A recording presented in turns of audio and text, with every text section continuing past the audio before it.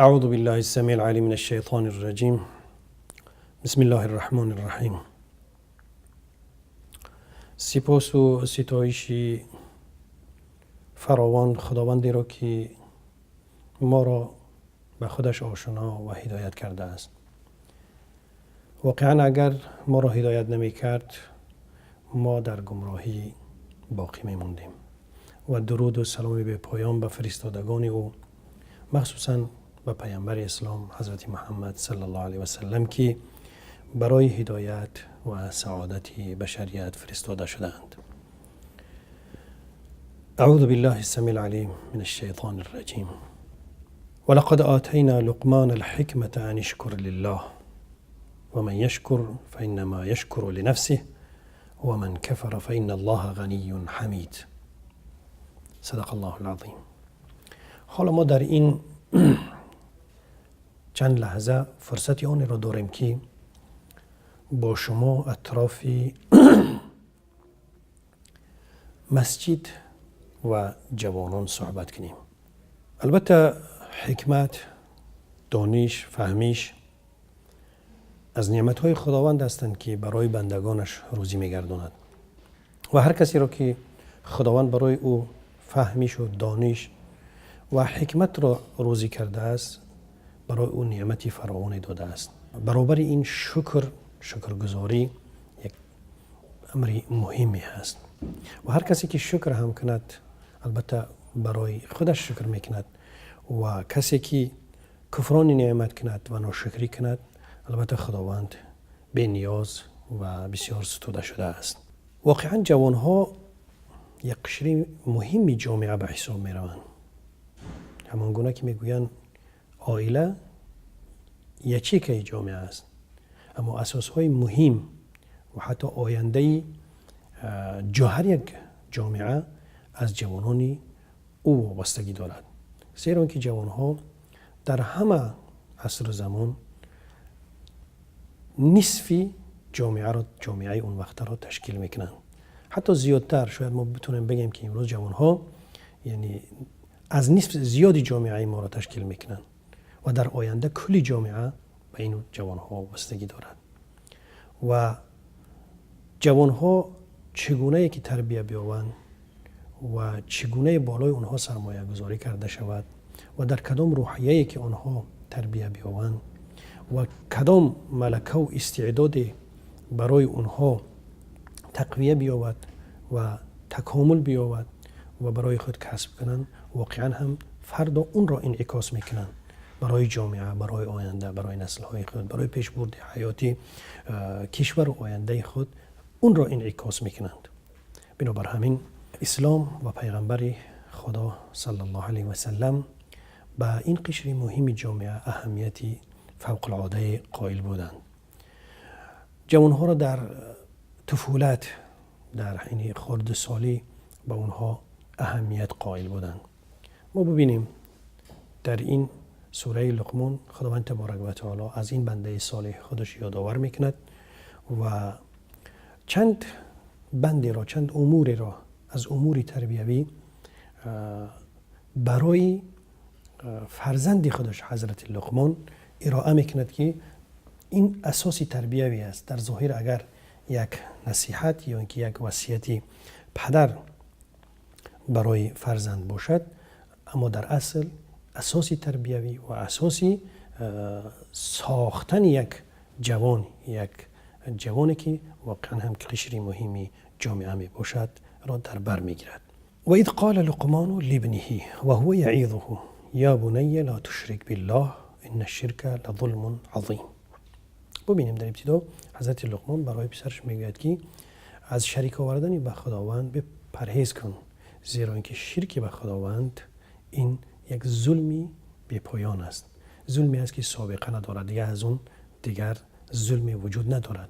زیرا در برابر آفریدگار یگانه، یک قدرت واقعی، یک خدای مهربان، یک پروردگاری که تمامی هستی تو به دست اوست و تمام نیازهای تو برآورده شدنش از سوی اوست و در برابر او یک قدرت دیگر را قائل شدن و او را به یگانگی یاد نکردن، واقعا هم این ظلمی بی پایان و ظلمی نهایت بزرگ است.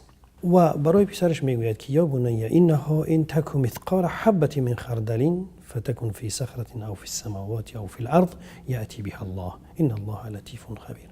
عملهای صالح، کارهای شایسته، هر چی قدری که حقیر و ناچیز هم باشن، در کجایی که نباشن، در روی زمین، آسمان، در بالای سنگی که در اونجا هیچ تأثیری نمیکند، در بالای شوخهایی که در اونجا چیزی تأثیر نمیماند، در هر کجایی که نباشن، خداوند تبارک و تعالی که او لطیف و خبیر هست، با خبر هست و مهربان هست، پاداش او را، خب نتیجه او را برای تو برمیگرداند. اگر کاری زشت است، اگر کاری بد است، نتیجه او را در دنیا میبینی و عذاب او را در آخرت. و اگر کاری نیک و خوب است، البته او را نتیجهش در این دنیا احساس میکنی و از اون افتخار میکنی و در آخرت هم سربلند میباشید.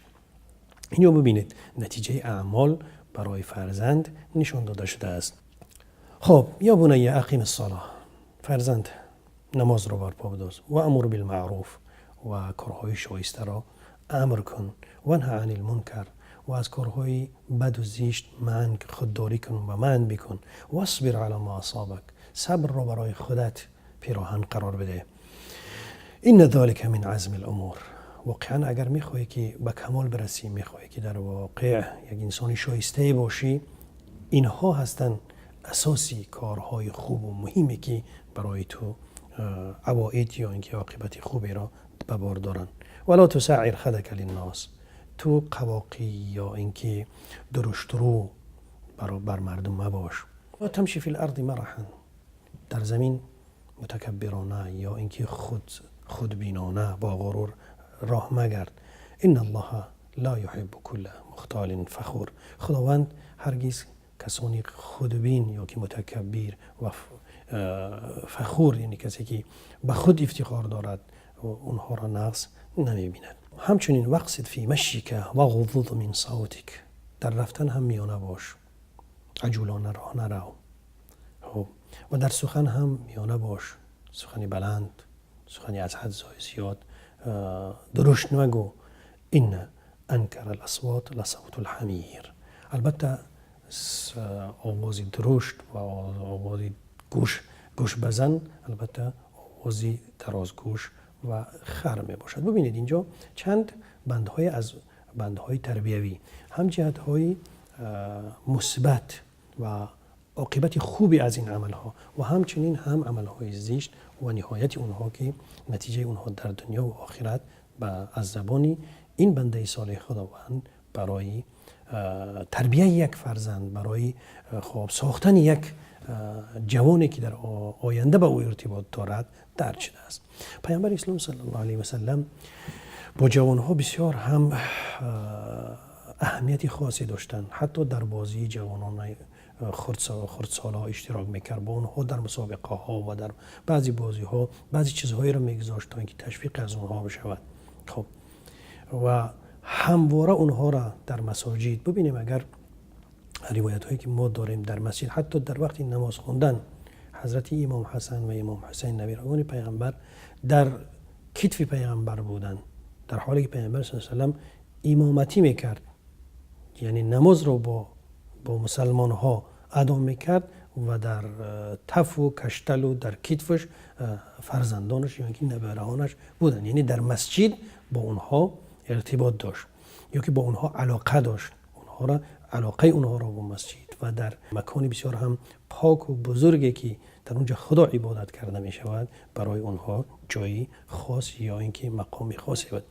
ببینیم پیامبر اکرم صلی الله علیه و سلم یک سخنی هم دارد درباره جوانها، میگوید ان الله لا یعجب، خداوند تعجب میکند یا اینکه مباهات میکند به صورت یعنی میبالد، ما میگیم خب من شابین، از جوانی که لیست له صبوة، برای او عادتهای طفلی و خردسالی نیست. یعنی جوانی که در خردسالی خود را یعنی به کمال رسانده است و پدر و مادری که اون را زحمت کشیدن و در او سیمایی بزرگی را از آداب و اخلاق و رفتار در او جای کرده اند، مورد تعجب و مباهات و بالیدن رب العالمین پروردگار عالم می باشد. این هم تشویق است برای این اهمیت دادنی به جوانها. یا اینکه پیامبر اکرم صلی الله علیه و سلم متعلق یا که معلق یا که بند کردن دل جوانها را یا که جوانها را به مسجد میگوید که مروا اولادکم بالصلاه، شما فرزنداتون با نماز امر کنید و هم ابناء 7، حالا که اونها 7 ساله هستند، و ضربوهم علیها، یعنی شما اونها را تهدید کنید، گاه یک ضربی نرمی هم اونها را داشته باشید وقتی که اونها نماز را ترک میکنن یا که از مسجد دور میشوند. و هم ابناء 10، حالا که اونها در 10 سالگی هستند، یعنی از این آوان خردسالی بند کردن یا اینکه شوق و محبت مسجد، عبادت کردن و آموختن اخلاق و کسب کمالات را برای اونها شما بیاموزید. اینها در واقع امرها هستند، اینها یعنی امور تربیوی هستند که به خاطر به کمال رساندن، به خاطر اصلاح جوانها نگاشته شدند. و خداوند تبارک و تعالی در یک حدیثی از پیامبر صلی الله علیه و سلم روایت می شود که 7 گروه هست که روزی که فردای قیامت، در یک روزی که غیر از سایه رحمتی خداوند دیگر سایه وجود ندارد، بالای سر اون 7 گروه سایه رحمتی خداوند می باشد. و یکی از اونها که از شاب نشأ فی عبادت الله، همون جوانی هست که از خردسالیش در عبادت خداوند نشو و نما یافته است و با عبادت خداوند بزرگ شده است. البته اینها همش همان گونه که گفتیم به خاطر ساختن یک جوان، به خاطر اصلاح یک جوان، به خاطر اهمیت دادن به یک قشر مهمی جامعه می باشند. خب در اینجا با مورد است که ما درباره بعضی حالتهای تاریخی که ما و کلانسالها و بزرگهای ما از سر گذراندن یادآور بشویم. پدری من خدا رحمتش کند در خردسالی از پدرش یتیم مانده بود. بابای ما بسیار بر وقت، حتی 6 ماه بود که پدر ما گذشته بود، در تربیه عموی عمک خودش بود. اما یادآور می شود که وقتی که من خردسال بودم، عمکیم صبح هنگامی که به مسجد رفتن می شد من رو از خواب بیدار می کرد. البته من زور می اومد، مشکل بود، اما عمکیم خدا رحمتش کنه می گفت که بچه‌م، من مسجد کمتر فاصلش دورتر است و صبح هم تاریک تر است، من خودم تنها برای رفتن می ترسم. اگر همراهی من باشی صحبت کرده برویم، همچون محافظ، همچون نگهبان من نمی ترسم. تو که قطیم باشی دیگر من ترس ندارم. ببینید یک اسلوبی خیلی عالی برای جلب کردنی جوان طفل فرزند خود به مسجد، به خانه خداوند. یعنی تو محافظ من هستی تا اینکه او را ببرد به مسجد. اما در مسجدها چی صحبت ها میشد؟ ببینید در مسجدها ما روایت ها داریم که سخن از دنیا کردن منع است. حالا این سخن خب تنها به خاطر غرضهای سیاسی استفاده میبرند. یعنی در مسجد سخن از سیاست کردن منع است. اما اصل این چنین است که در مسجد سخن از دنیا کردن معنی است به خاطر این بود که در اونجا فرزندهای خردسال، طفلها، جوانهای 7 ساله، 8 ساله، 10 ساله همراه بزرگها بودند و سخن از دنیا کردن، از لهو و شوخی و از اینها کردن به او تأثیر میداد. بنابراین میگفتن که در مسجد، در خانه خداوند سخن از دنیا یا اینکه سخن از لهو و شوخی کردن منع است، تا اینکه فرزندها، طفلها، جوانهایی که در اونجا حاضر میشوند آنها متأثر با این شوخی ها، متأثر با این لهو و بازی ها نشوند. یعنی اهمیت مسجد در تربیت جوانها چنین جایگاهی بزرگ و چنین مکانی عالی را دارد. خب حالا ما ببینیم که اکنون ما با جوانها تا چه اندازه اهمیت میدیم. معمولا ساعت کاری برای یک انسان 8 ساعت است. اگرچه که این چیز در بسیاری از کشورها مخصوصا در تاجیکستان رعایت نمی شود، زیرا که در 8 ساعت تنها یک عده از مردم ما کار میکنن و اغلبی یا اینکه بسیارتری مردم ما بیش از 15-16 ساعت کار میکنن. حتی ما جایهای کار داریم که 6 ماه هستند. حتی در ما جایهای کاری هستند که 1.5 سال و 2 سال هستند. بعضی از جوانهای ما، بعضی از فرزندهای ما 1.5-2 سال شده است که پدر خود را ندیده است.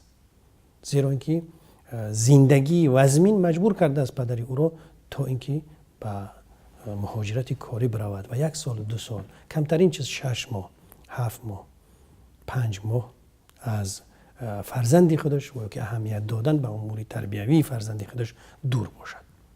پس حالا ما میبینیم که همون ساعت معمولی که 8 ساعت است، اگر ما تصور کنیم تابستان را، وقتی که فرزندهای ما تعطیل تابستانه دارند و ما میخواهیم آمادگی میبینیم تا اینکه به سر کار خود برویم، ساعت 7 نیم بیرون میشویم، ما میبینیم که طفلهای ما، فرزندهای ما، جوانهای ما علاقه پیش از ما به سر کار خود رفتن.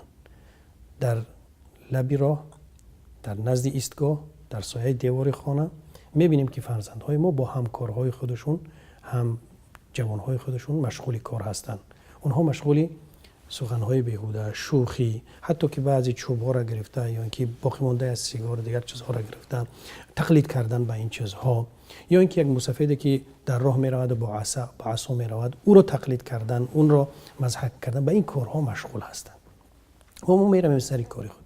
بعد از اون که ساعت 5 هم برمیگردیم، باز میبینیم که حالا هم فرزندهای ما، جوانهای ما مشغول کار هستند، با کار خود ادامه داده ایستادن، همون کاری که بودن با یکدیگر. و ما خانه میرویم، در شستشو میکنیم، شام وقتی که سر دسترخوان حاضر میشیم میبینیم که باز هم فرزندای ما نیست. وقتی صدا میکنیم کجا هست، میگن که در کارن. بعد فریاد میکنیم شو میاریم شو. یعنی کاری جوان ها، ساعت کاری طفل های ما، فرزندهای ما از 15-16 ساعت هم بیشتر هستند. پس پدرهایی که 6 ماه دور هستند، 2 سال دور هستند و اینهایی که در خانه هستند و 8 ساعت کار میکنند و به امور فرزندها رسیدگی نمیکنند، پس اونها چگونه تربیت میکنند؟ چی چیز میگیرند؟ پس اونها اگر در نزد پدرها نباشند که اونها را تربیت کنند، در کوچه و رسته ما خب یگان نمونه از تربیوی وجود نباشد، از شعار و پلکت و از اینها امور تربیوی اینها گذاشتنش نباشد، پس اونها از مسجدها منع کرده شوند. مسجدهایی که در اونجا سخن از دنیا کردن معنی است، در اونجا شوخی کردن معنی است. طفل که در اونجا هست باید که با آداب شود، از امور نماز، از اخلاق، از اینها در اونجا صحبت کرده شود. پس این جوانها چگونه میشوند؟ چگونه تربیت مییابند؟ در آینده چی چیز را انعکاس میکنند؟ انعکاسگری چی چیز میباشند؟ خب اینها چیزهایی هستند که ما باید سر اینها فکر بکنیم. علاوه بر این، در وقتهای اخیر میبینیم که قانونهای گرفته شده است در کشور ما که تا 18 ساله جوانهای ما، فرزندهای ما داخل شدنی به مسجد منع شده است. پس مییم سر این مقصد که این منع شدن یا این منع کردن جوانها از مسجد چه هدف دارد؟ یعنی جوانها رو به کدام طرف میخوان که سوق بدهند؟ چگونه اونها رو تربیت باید بکنن؟ خب یا اینکه منع کردن اونها به چی غرضی هست؟ یگانه فکری من، عقیده من بر این است که منع کردن جوانها از مسجد تنها یک هدف دارد. بگذار 2 هدف بگیم. یکی هدف سیاسی، غرضهای سیاسی، و از همه مهمش دشمنی با جوانها نیست، دشمنی با خدا هست، دشمنی با اسلام است، بدبینی به مسجد است. جز همین دیگر هدف دیگر وجود ندارد. زیرا که اگر جوان در مسجد باشد، با اخلاق می شود، با علم می شود، با معرفت می شود، خب با آداب می شود، وقتها را رعایت می کند، از درش گفتن، از درش رفتن، از درش صدا کردن، خب از بی احترامی یک موسفید عصابده است، از بی احترامی پدر و مادر، از اینها دور می باشد. از همه مهمش واقعیت بین می باشد، خود را یعنی در جوانی به کمال می رساند، کمال انسانی، شجاعت، حقیقت گویی، حقیقت شنوی، حقیقت بینی. و اینها به یک عده از منصبداران یا اینکه حکومتداران خوش نمیاد، زیرا که میخواهند که یک عده از جوانها باید در یک روحیه تربیت شود که اونها گرفته شوند و در کارهای مزمن به جرم و جنایت اونها کار فرمیده شوند، و یک عده دیگرش باید شکلی باشند که اونها از اونها هر چیز خیلی که بخواهند همون استفاده ببرند، و تنها یک عده باشند که اونها به کارهای مهم یا اینکه مورد نظر خودشون اونها سفربر کرده شوند. این بر اساس چی است؟ این غرض سیاسی و بر اساس بدبینی از مسجد، دشمنی با اسلام، دشمنی با خدا، دیگر چیزی وجود ندارد. البته اینجا جای تعجب نیست، زیرا کسانی که خواسته هاشون این است، سیاستشون این است، برداشتشون چنین است، طبیعت اونها این است که باید با خدا دشمن باشن، باید با اسلام دشمن باشن، باید با مسجد بدبین باشن، باید چنین قانونهایی را اونها به تصویب برسونن.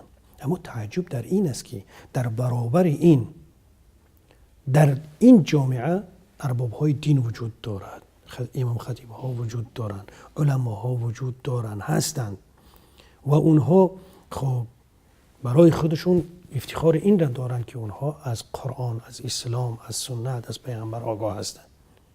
اما در برابر چنین قانون، در برابر چنین قرارها، در برابر چنین موقفها، حالا هم دندان سفید نمیکنن، حالا هم سخن نمیگوین، حالا هم نمیگوین که این علل اقل برای دنیای ما زیان دارد، برای جامعه چنین ضررهای وزمین رو با بار میارد.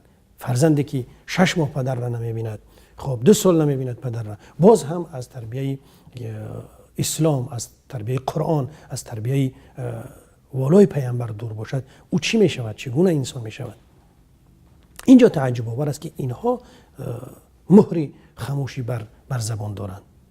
حالا ما میبینیم اون کسانی که امروز این قانون ها را، این قرارها را قبول کردن، بعد 20 سال، بعد 25 سال، وقتی که اونها به نفقه میفرویند و اونها لباس های خود را دیگر میکنن، میان به مسجد، خب سر لباس ظاهری مسلمانی میکنن، کلانسالی میکنن و گاه هم دندانی ندامت سفید میکنن، میگن که ما نمیفهمیدیم وقتی این قانون را گرفتیم. برای خود یک دلیل یا اینکه یک جای تأسف ندامت دارن. اما این ارباب دین، این علما، این امام خطیب ها، این مسئولین خب بلند پایه اسلام، کسانی که امانت خداوند، امانت پیغمبر که علم است، حفظ شریعت است، تطبیق شریعت است، بر عهده اونها است و امروز چیزی اقدام نکردن، اونها در پیشگاه خداوند چی میگفته باشند؟ در برابر این رفتارهای خشین، در برابر این خب به اهمیتی به جوانها و اونها را سوق دادن، دیده و دانسته به یک طرفی نامعلوم، به یک سمتی تاریک سوق دادن، اونها خاموش ایستادن. چی میگویند؟ در پیش وجدان خودشون، در پیش تاریخ، در پیش این فرزندها، در پیش خدا و پیامبر که در اونجا به شک حاضر میشوند، چی میگفته باشیم؟ چی جواب میداده باشیم؟ درست گفتند خشت اول گر نهد معمار کج، تا به آخر می رود دیوار کج. با امید این که خداوند تبارک و تعالی فرزندهای ما را، فرزندهای صالح و فرزندهایی که در دنیا برای ما منفعت و در آخرت برای ما سربلندی را می‌آورند بگرداند. و السلام علیکم و رحمت الله و برکاته.